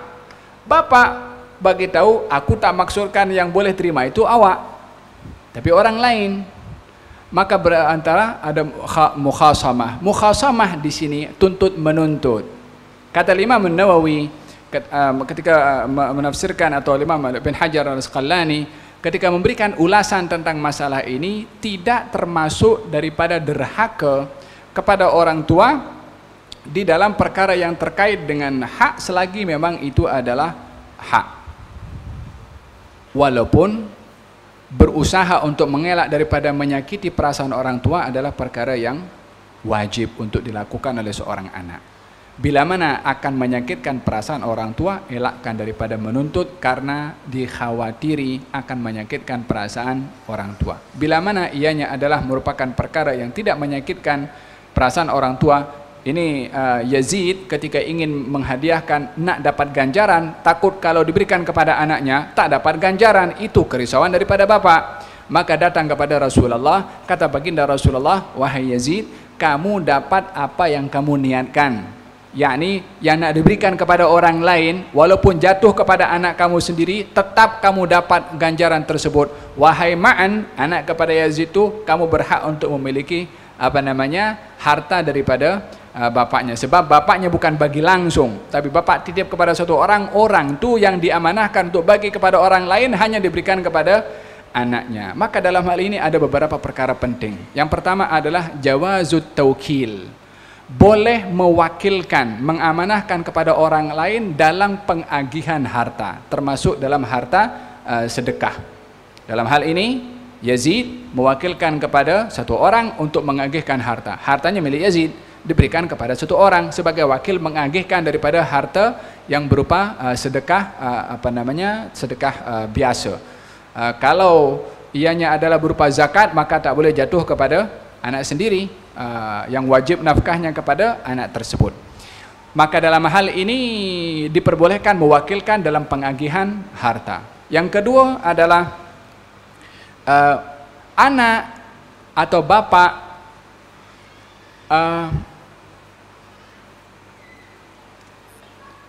tidak mempunyai hak otoriti mutlak untuk menarik balik sedekah, tapi berhak untuk menarik balik hibah. Kalau sedekah, bapaknya tadi tuntut kan, aku tak maksudkan engkau, tapi keputusan Nabi SAW mengatakan kepada bapaknya, engkau dapat ganjaran, tapi harta itu dimiliki oleh anaknya. Berarti hak itu diserahkan oleh Nabi kepada si anak. Dalam hal ini, sedekah yang diberikan oleh bapak yang jatuh kepada anak tadi adalah harta itu menjadi hak milik anak, dan tidak ada hak mutlak bapak untuk menarik balik sedekah yang diberikan kepada anak. Tapi sedekah, kalau hebah, pemberian dalam bentuk sirah hebah, maka dalam hal ini bapak boleh menarik balik hebah yang diberikan kepada anaknya. Sedekah tidak, hebah diperbolehkan. Ada yang kedua. Yang ketiga adalah anak bila mana menuntut apa menjadi hak kepada dirinya daripada bapaknya, tidak dikatakan sebagai derhaka kepada orang tuanya bila mana keadaannya seperti ini, yakni tidak sampai menyakitkan perasaan dan hati orang tuanya, yakni bapaknya nak kebaikan, khawatir kalau kebaikan atau harta itu jatuh kepada anaknya dia tak dapat apa-apa ganjaran, maka dalam hal ini diperbolehkan untuk berlaku tuntut menuntut dalam batasan yang tidak sampai menyebabkan sakit hati orang tua, maka dalam hal ini adalah diperbolehkan. Ini beberapa perkara yang tercantum dalam hadis ini, diantaranya adalah Yazid mendapatkan fadilah sedekah kepada sesiapa sahaja, walaupun harta sedekah itu jatuh kepada anaknya sendiri. Wallahu ta'ala alam bisawab. Kita ingin mendengar Al-Ustaz بغى نسمع الأستاذ حسبي كلمتين شوية. Saya serahkan mikrofon kepada Ustaz Hasbi.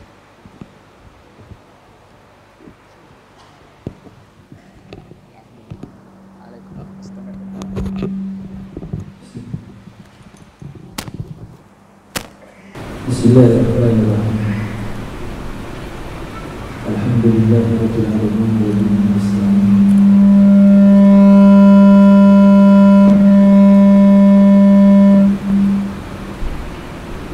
Ala umuri dunya wad din wassalatu wassalamu ala asyrafil anbiya'i wal mursalin sayyidina Muhammad wa ala alihi wa sahbihi ajma'in. Rabbi shrah li sadri wa yassir li amri wahlul 'uqdatam min lisani yafqahu qawli. Rabbi a'udzu bika min hamazati syayatin wa a'udzu bika rabbi min yahdurun. Rabbi inni a'udzu bika min shururi nafsi wa min sayyi'ati a'mali ilahi wa min ma'siyati wa ridwani maghlubi a'tini dan a'tina mahabbatan Muhammad. Ya saya kasihi lagi sebelumnya Habib Ali Zainal Abidin. Ya saya kasihi para jemaah, para pecinta-pecinta Rasulullah SAW. Ya saya kasihi para pecinta-pecinta Rasulullah SAW. Mudah-mudahan termasuk dalam golongan al-mar'u ma'a man ahabba. Seseorang itu akan bersama dengan siapa bercinta. Terima kasih kepada Habib yang telah bersusah payah daripada Kuala Lumpur terbang kemari semata-mata nak mengungsi ilmu berhubung dengan hadis Rasulullah SAW. Yang kemudiannya saya dimaklumkan pada malam hari ini akan pulang semula ke Kuala Lumpur dan usai-usai mulai. Begitu kesungguhan hadis datang nak mengungsi tentang hadis Rasulullah SAW. Yang Rasulullah sabdakan, "Nadarallahu mar'an." Allah Subhanahu wa ta'ala menyinari cahaya yang bilang gemilang kepada seseorang. Sami'a maqalati, yang mendengarkan ucapan aku. Fawa'aha, maka dia menjaga ucapan tersebut, dia memelihara ucapan tersebut, dia beri perhatian terhadap ucapan tersebut. Fa'adaha, dia tunaikan, dia sampaikan, dia beritahukan kepada orang, dan dia pun mengamalkan. Kama sami'aha, sebagaimana yang didengar. Apatah lagi membawa hadis itu sebagai ilmu untuk kita ketahui dan kita amalkan. Saya rasa saya tak perlu nak mengulas ataupun menambah apa yang telah Habib telah sampaikan. Ibarat kata para ulama, kalau sudah ada air wudu, tayamum dah tak pakai lagi. Cukup dan ada air wudu, bahkan tak boleh bertayamum pun. Jadi wudu sudah ada. Saya tebu, air wudu sudah ada, dia tak boleh tayamum. Cuma nak kongsi sikit juga ni, kerana nak dapat keberkatan Rasulullah SAW. Kerana Allah Subhanahu wa ta'ala berfirman, "Kama arsalna ilaikum rasulan minkum yatlu 'alaikum ayatihi wa yuzakkikum wa yu'allimukumul kitaba wal hikmah wa yu'allimukum ma lam takunu ta'lamun." Bagaimana kami telah utuskan kepada kamu seorang rasul, yang mana rasul itu yatlu 'alaikum, dia membacakan ke atas kamu ayatina, ayat-ayat kami. Allah menyebutkan dia membaca dalam bentuk fi'il mudhari', fi'il yang masih lagi berlaku, belum jadi fi'il madhi, present tense, bukan past tense. Wa yuzakkikum, dan dia mensucikan jiwa-jiwa kamu, hati-hati kamu. wa yu'allimukumul kitaba wal hikmah, dan diajarkan kamu Alkitab dan hikmah. Wa yu'allimukum ma lam takunu ta'lamun, dan dia mengajarkan kamu apa yang kamu tak tahu. Yang sebenar-benarnya kalau kita faham ayat tersebut, Rasulullah yang membacakan, Rasulullah yang mensucikan, Rasulullah yang mengajarkan kepada kamu Alkitab dan hikmah, dan mengajarkan apa yang kamu tak tahu. Jadi ini sebagai alat penyampaian apa yang saya nak sampaikan. Jadi nak dapat berkesanan barakah Rasulullah SAW. Ilmu yang disalurkan tadi mudah-mudahan melalui kita dan dapat kesan daripada ilmu tersebut. Itu saja yang nak kongsikan. Walaupun air ni ada debu dan tak boleh pakai, tetap dia nak dapat keberkatan Rasulullah SAW. Hadis yang terakhir mengisahkan tentang seorang anak dan seorang bapa, Yazid dan Ma'an. Berbala, boleh tak anak diterima wang sedekah yang bapaknya niat dan maksud nak beri kepada orang lain? Bapa kata, aku tak niat kepadamu, aku niat kepada orang lain. Si anak kata, aku dah beri dah. Dan dia dapat wang dinar emas. Tuan-tuan nak tolak emas tak? Kalau dapat wang dinar, nak buang anak kan, nak simpan duduk kan, sekurang-kurangnya anak tetap nak ambil. Bapa keras anak pergi, tak nak bagi anak. Apa yang berlaku? Bapa dan anak sepakat nak jumpa Rasulullah SAW, cari jalan keluar. Itu contoh yang kita kena belajar daripada sahabat. Apa permasalahan, problem yang berlaku ketika jumpa Rasulullah SAW, minta penyelesaian, dan tidak ada yang lebih baik daripada Rasulullah SAW. Orang sekarang tidak. Bapa dan anak berbalah tentang harta. Bagaimana? Oh. Bapa zaman anak, anak zaman bapa. Tak ada berkat. Cari Rasulullah, jumpa Rasulullah, minta penyelesaian. Rasulullah hidup ke mati? Rasulullah hidup ke mati? Tuan-tuan, Rasulullah hidup ke mati? Dia mati bagi orang yang tak ada cinta pada dia, tapi dia hidup bagi setiap orang yang cinta pada Rasulullah. Apatah lagi kita berselamat. Sejak kita berselamat, Allah kembalikan roh kepada Rasulullah, hidup. Cuma bagaimana kita nak jumpa Rasulullah SAW? Ini kitab-kitab dia ada. Bukalah kitab dia, bacalah kitab dia, minta petunjuk daripada dia, baca Fatihah, baca selawat, cari penyelesaian dari kitab yang Rasulullah tinggalkan. Taraktu fikum amraini, aku tinggalkan dengan dua perkara. Ma in tamassaktum bihima, selama mana kamu berpegang dengan kedua, lan tadillu abada, kamu tak akan sesat selama-lamanya. Kitab Allah wa sunnati, kitab Allah dan sunnahku. Tapi kebanyakan kita sekarang, kitab Allah kita tinggalkan, sunnah Rasulullah kita tinggalkan. Itu jadi masalah. Setiap kita pasti ada masalah. Ada masalah tak? Bapa ada anak ada masalah? Ada masalah. Suami dan isteri ada masalah? Ada masalah. Jiran tetangga ada masalah? Pasti ada masalah. Perkaranya bagaimana menyelesaikan masalah tersebut. Rasulullah katakan kita rujuk pada Quran, rujuk pada hadis. Belajarlah seperti ini, insya-Allah. Kitab Riyadhus Shalihin, alhamdulillah, daripada tahun 78, tidak, tahun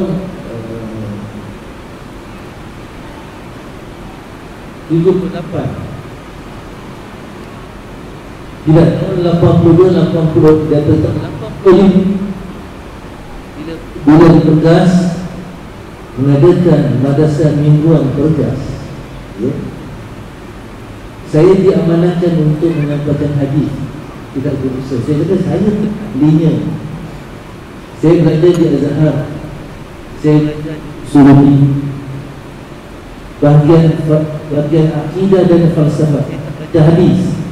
Pengkhususan saya bahagian akidah dan ada guru ustaz yang memang itu bahagian hadis. Kita nak serahkan dia bahagian hadis, dia sendiri keberatan, dia tak mau. Kita kesibukan dia. Jadi saya terpaksa ambil juga subjek ini untuk disampaikan kepada pelajar-pelajar di Pergas. Sama lebih 20 tahun daripada jilid yang pertama sampai jilid kedua, daripada muka surah yang sama dia sampai habis selesai. Dan berapa kali kita ulang, kita berapa kali kita ulang, daripada kita katakan Imam Nawawi menghafaz ratusan ribu hadis. Selain daripada hadis-hadis tersebut yang terbaik, dan dikumpulkan dalam kitab namanya Riyadhus Shalihin, taman orang-orang yang saleh. Apapun permasalahan kita yang kita lalui, kita temui, ada penyelesaiannya dalam kitab Riyadhus Shalihin. Apa masalah? Dari yang sekecil-kecil sampai yang sebesar-besar, cuma kita hendak atau tak hendak cari penyelesaian dari kitab tersebut. Masa anak dan bapa, isteri dengan suami, suami dengan isteri, semua. Kalau kita tak mampu nak baca kitab Imam Bukhari, Imam Muslim yang berjilid-jilid, ini dua kitab yang kalau kita pegang, kita jadikan sebagai penyelesaian masalah yang insya-Allah selesai. Siapa yang selesaikan? Habib Rasulullah SAW. Tadi ceritakan, aku suruh ambil paha kambing, kau ambil sajalah. Yang kau cakap ke kambing ada 2 paha saja, apa salah? Kalau kau ambil juga, apa jurus sampai habis, bila tetap ada paha, takkan pernah habis, takkan pernah habis. Tapi kalau kita nak membantah, nak pakaikan akal, begitulah habis. Kalau siapa yang mengatakan dia terus ambil, dia terus ambil, takkan pernah habis. Bukan takkan pernah habis daripada tempat masaknya itu, takkan pernah habis. Itu betul. Walaupun kisah itu kisah tentang paha kambing, ya kan? Ini kita dalam dia tak ada paha kambing saja, bulu kambing pun ada, kuku kambing pun ada. Segala permasalahan insya-Allah kalau yakin semua selesai, semua akan selesai. Tapi kalau tak yakin, macam tadi kita sahabat, ya Rasulullah, bukankah kambing cuma ada 2 paha saja? Rasulullah kata, kalau kau ambil juga apa yang aku suruh, pasti ambil. Jadi tuan-tuan dan puan-puan, para jamaah hibah Rasulullah SAW, saya nak tegaskan, dalam kitab ini Imam Nawawi habiskan umur dia sampai dia tak kahwin tau. Imam Nawawi sampai tak kahwin, meninggal dunia dan kadang dia tak kahwin. Bukan dia tak nak kahwin, bukan dia tak tahu tak kahwin, tapi dia habiskan umur dia dengan hadis Rasulullah SAW. Antum dah kahwin belum? Siapa yang dah kahwin dekat tangan? Kita nak jodohkan dia, carikan jodoh kita ni juga. Imam Nawawi sampai tak kahwin, bukan dia tak nak kahwin, bukan dia tak tahu fadilah tak kahwin, dia tahu, tapi hidupnya dia korbankan untuk hadis Rasulullah SAW. Daripada ratusan ribu hadis daripada kitab yang berserakan, dia letak dalam 2 kitab ini. Apa masalah yang kita ada? Pasti ada penyelesaian, pasti, garanti, confirm, double confirm, triple confirm, sama ada nak atau tidak. Itu saja. Jadi tuan-tuan puan-puan, bila ada masalah, contoh seperti Yazid dan Ma'an, bapa dan anak, cari siapa? dari Rasulullah SAW. Kalau ada ke rumah tak faham juga, sebab dia cakap bahasa Arab, kita cakap bahasa Melayu, carilah warisnya yang menjelaskan dan menerangkan bagaimana penyelesaian yang diperlukan. InsyaAllah selesai. Yakin tak yakin? Yakin? Betul yakin? InsyaAllah yakin. InsyaAllah. Wassalamualaikum warahmatullahi wabarakatuh. Masya Allah, Alhamdulillah. Dalam fiqah dikata, dalam fiqah ini kalau air musta'mal tak boleh untuk digunakan wudu, kerana mesti bertayamum juga. Jadi tengok airnya, kalau musta'mal tak boleh pakai, kerana bertayamum juga. InsyaAllah air musta'mal diminum boleh, tak boleh bersuci. InsyaAllah kita dapat minuman jasmani dan rohani. InsyaAllah mudah-mudahan daripada ilmu disampaikan dan kita dengar daripada Imam An-Nawawi sebentar tadi, beberapa kumpulan hadis Nabi SAW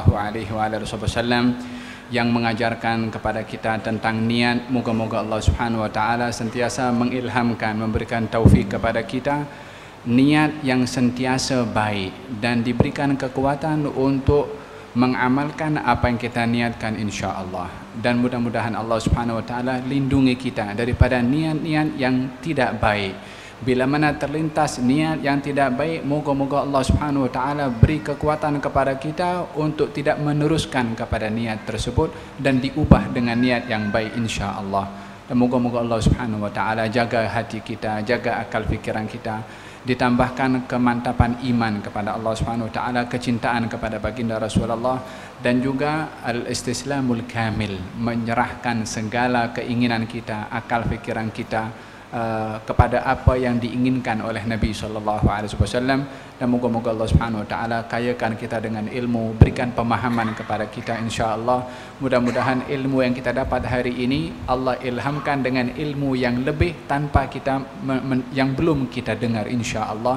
Itulah bahagian daripada barakah ilmu yang dinamakan ilmu laduni, insya-Allah. Moga-moga Allah Subhanahu Wa Taala berkati kita semua yang hadir di sini dengan dihadir oleh ramai para malaikat yang kita tidak nampak, tapi kita yakin sebagaimana Nabi memberitahukan dan doa kita diaminkan juga oleh mereka.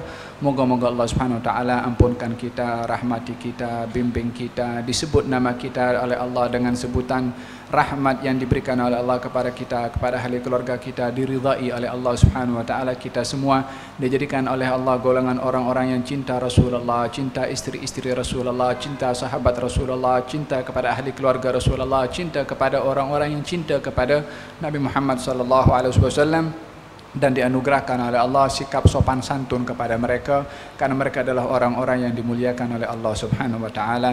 Dan moga-moga Allah Subhanahu Wa Taala berkati semua ahli jawatan kuasa masjid, al-muhajirin, daripada madrasah al-irsyad, semua pelajar-pelajar. Moga-moga Allah Subhanahu Wa Taala jadikan kita orang yang mendatangkan manfaat untuk orang lain, insya-Allah. Dan moga-moga Allah Subhanahu Wa Taala berkati negeri Singapura ini, dijaga kaum muslimin, insya-Allah, diangkat bala daripada kaum muslimin di timur dan di barat, disatukan hati-hati umat Islam, insya-Allah.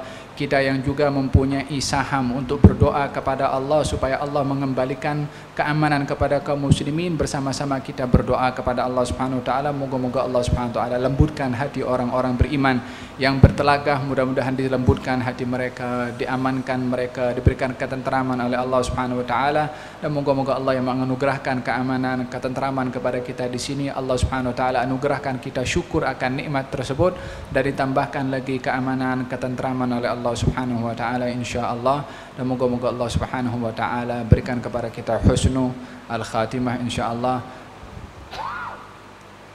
Dijadikan hari yang terbaik oleh Allah adalah hari ketika berjumpa dengan Allah Subhanahu Wa Taala dalam keadaan Allah ridha kepada kita, dalam keadaan Allah sayang kepada kita, dalam keadaan Allah terima kita untuk menjadi hamba yang datang kepada Allah Subhanahu Wa Taala, insya-Allah. Ala hadhihi niyya wa kullu salih syamal khair dunya wal akhirah wa ila hadratin Nabi Muhammad sallallahu alaihi wa alihi wasallam. Al-Fatihah. Alhamdulillahirabbil alamin arrahmanir rahim maliki yaumiddin iyyaka na'budu wa iyyaka nasta'in ihdinas siratal mustaqim siratal ladzina an'amta 'alaihim ghairil maghdubi 'alaihim waladdallin amin. Rabbana taqabbal minna innaka antas samiul alim, tub alaina innaka antat tawwabur rahim. Da'wahum fiha subhanakallahumma wa tahiyatuhum fiha salam, wa akhiru da'wahum alhamdulillahi rabbil alamin. Taqabbalallahu minkum.